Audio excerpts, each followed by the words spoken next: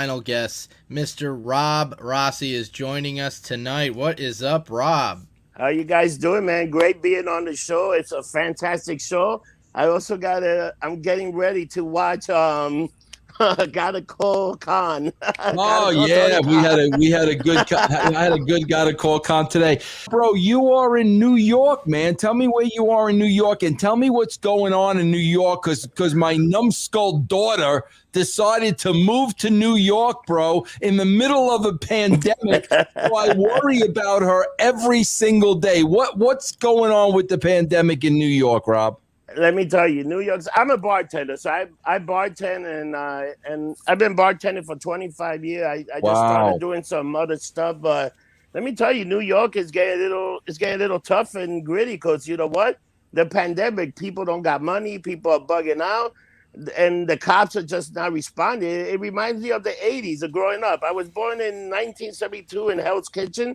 And it looks like the 80s again, where you call the cops. The cops got one job: to come and pick up the body. It's crazy what's going on here. But Rob, let me ask you a question though, bro. I would have to think this, but I may be totally wrong. Bro, you're a bartender. You said you've been a bartender for about 25 years. But bro, like at a time like this, are they drinking more? I would think that people are probably drinking more at a time like this. You're 100% more. You know what? There's actually a stack where they talk about that people are having over 107 drinks a year. The average person is having 107 drinks a year because this whole thing has people are drinking at home. The biggest line in Joe is for the liquor company. You go to Trader Joe, it's for people picking up wine and drinking. It's fantastic. People just getting Wow. drunk. And a lot of these people too are probably out of work. Yeah, a lot of people out of work. You know what? It's sad, but you know what? We got a mayor that's a genius. That a mayor and a governor that's a genius that decided to let's shut everything down. Let's screw everybody out. The little man. You know what? There's going to be so many businesses that are out of business. Like this is like a real big problem, man. Like you know, I've been lucky that our boss was good enough to let us do a little, you know, work a little overtime and stuff like that. And we can still collect, but New York's going to be very different when things open up. You know, it's going to be very different. Hey, if you go to Yankee Stadium, they're going to let about 8,000 fans, I think, to watch a game outside. This is insane. You Yeah, know, it's man. crazy. It's crazy. Rob, you know who you remind me a little of, bro? Who do people say that you remind them of? Probably Abbott from Abbott and Costello. No, bro, you remind me of a kinder, gentler Abdullah the Butcher a little bit, bro. Oh my God, You look a little like Abdullah, bro. Abdullah was a savage.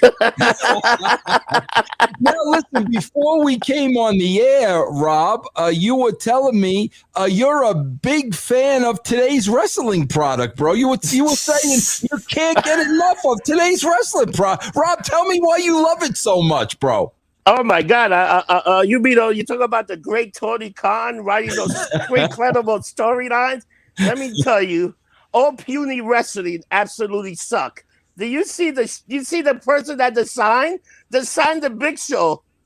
The Big Show. Well, yeah, That's the because big bro, sign. they're gonna have a big match with the Big Show and Marco Scudero, bro. They're gonna have a big match. They're gonna go about 20. Marco Scudero is gonna go about 20 minutes with Big Show, bro. Vince, it's unbelievable. You used to. You know what the problem is? When you wrote a show, everybody was in it. From the lowest person to the highest person, everybody was in it. Everybody had a role. Everybody had a part in it. Now the right storyline that they do it one day, and then the next day, what the hell's going on? Are these people all out of their minds? Are they all smoking pot or I don't know what they're doing? It is horrible today. The Bro, business sucks. it's not rocket science. I'm telling you, bro. It's very easy to do. So, bro, when you started watching wrestling, I guess Hogan must have been in his heyday, right? Let me tell you, I was in the garden where Hulk Hogan beat the Iron Sheik. My dad took me in because Wow, really, bro? my uncle was the custodian engineer for Madison Square Garden. So we used to get tickets to go to all those great shows. I seen matches that you wouldn't even. I seen Steamboat Morocco in a steel cage. I seen all kind of. I went to Yeah. the first. I went to the first SummerSlam. I've been to all these events, and now it's sad, man. And you know what the thing is? I still put it in the background, but I can't even watch it because it's terrible. And you know what? It's sad what we have today. Like the program, the stuff is not good anymore. Like I don't know how they can save it. I think if it continued this way, but you know what? At the end of the day, WWE is making so much money that they don't Oh care. yeah, no, bro. And listen, you got to separate the two. They're making a lot of money, but bro, they're making a lot of money based on their past history and Yeah. who they were. But bro, making good business deals and having awful creative are two completely different things. Yeah. You're 100% right. Bro, you're a fellow New Yorker. I'm expecting big things with this castrating. I don't want no mamby-pambying, Rob. Hey, I'm gonna try my best. You know, I'm dealing with one of the best writers in wrestling, man. You know, props out to you guys. The whole brand, dude. I love the brand. I love the all the shows you do. I love that nitty gritty. I love the Master Shoot theater. I love you and Disco as much as you guys fight. You, God, please, you guys are like. You just ruined my night, Rob. I'm sorry. Everything was so nice, and you just brought up that name, and now you set me back, bro. I think you should just use the puppet. All right, so bro, you know the drill, Rob. What's Rob got to read it here, bro? What are we doing? Yeah, here? so we got a clip here sent in by Chris Cortez, and it's Wayne Keller, Paul Heyman staring Roman Reigns like it's lunch. Oh my God. He watches Reigns, and he's staring at Reigns like, I need to know Roman's mood.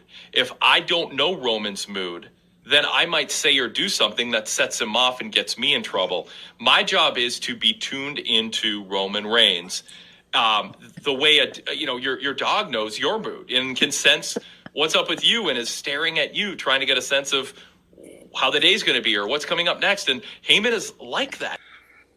Wow. Bro, what a comparison. Go ahead, take it away, Rob. Go ahead. Wayne Keller is such a tool. He's horrible. Like all these guys are horrible. I can't believe people pay money to listen to these guys. They should just give money to the brand and listen to these bozos. They're horrible. Now, Rob, do you have a dog? No, I don't own any pets. So you would have no idea what it's like having somebody following you around, wondering what you're thinking, what kind of a mood you're in. You have no idea what that's like. I had a wife that followed me around until I got rid of her. Wait a minute, I gotta give. Hold on.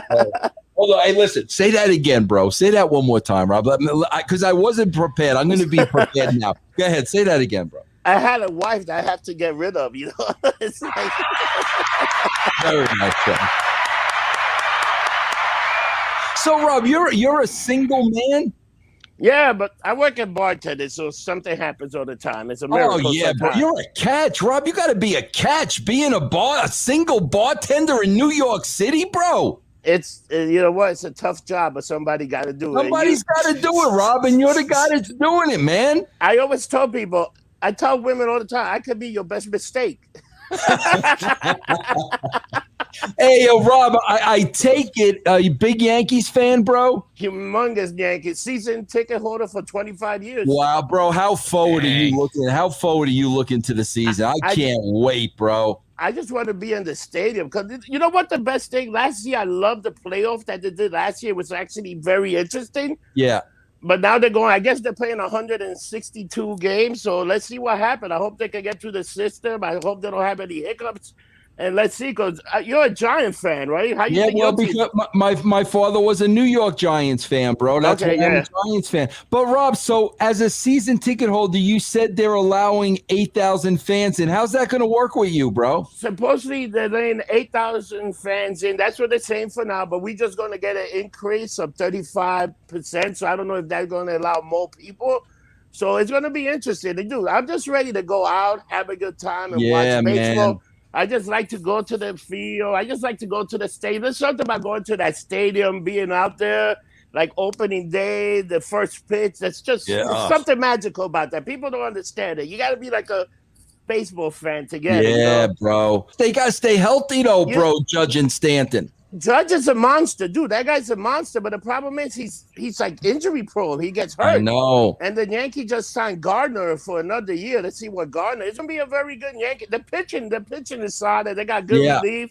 So Yeah. let's see what's happened this year. Because I gotta say, even the Mets with the new owner, that guy seemed to really pick up. The Mets might actually be a really good team. It's gonna be a fun time, bro, in New York this year with baseball, man. That's what I miss. I miss, bro, WFAN. You know, when Mike and the Mad Dog. Oh my God, that so much, bro.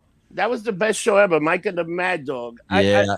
I hate Mike, but I love the Mad Dog. Yeah, you and me both. You and me both. Well, listen, Rob, is there anything you want to promote? You want people to follow you on Twitter? Anything? Yeah, so I do my own podcast for New York City. I interview Greg Matlock from the Sex Pistol. I interview Richie Manitoba. I got a little thing called Getting Lumped Up, and I do every so often, and it's on Apple. It's on every thing that you can find it, and I do that on the side. But my real job is bartending. I bartend at the International in New York City, 102 First Avenue.